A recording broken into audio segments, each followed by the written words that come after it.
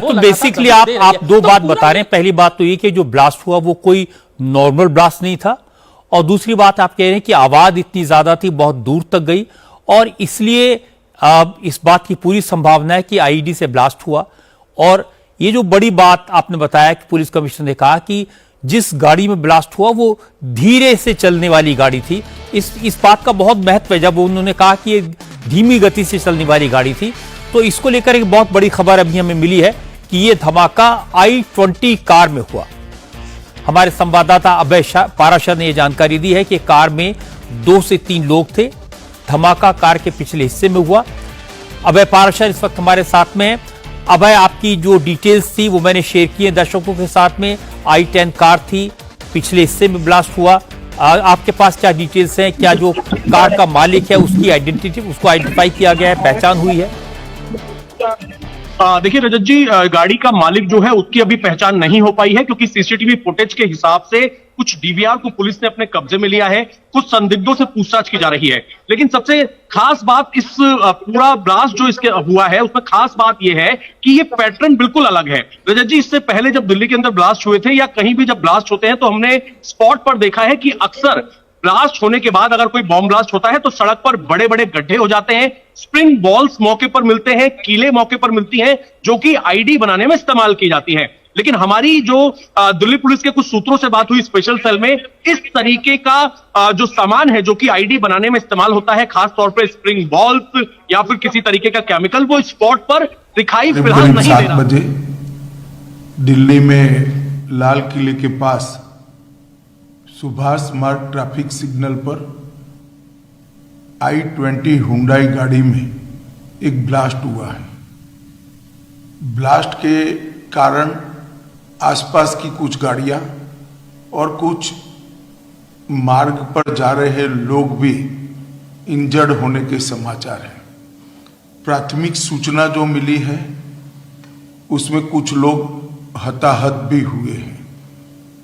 Blast की सूचना आते ही 10 मिनट में Delhi crime branch, Delhi special branch की टीमें स्पॉट पर पहुंची है।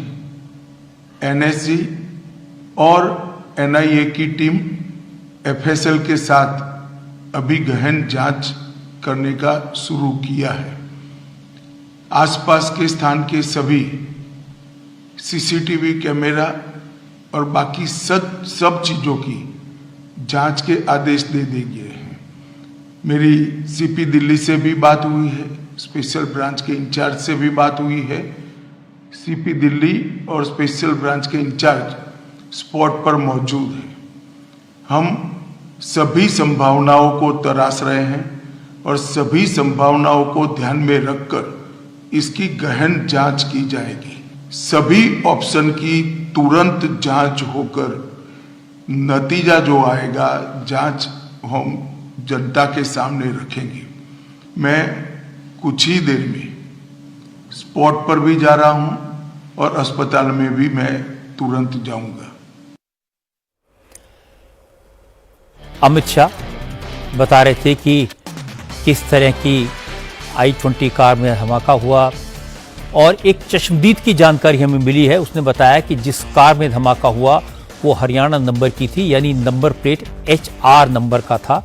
और खास बात यह कि आज ही हरियाणा के फरीदाबाद में पुलिस ने 300 किलो अमोनियम नाइट्रेट बरामद किया था।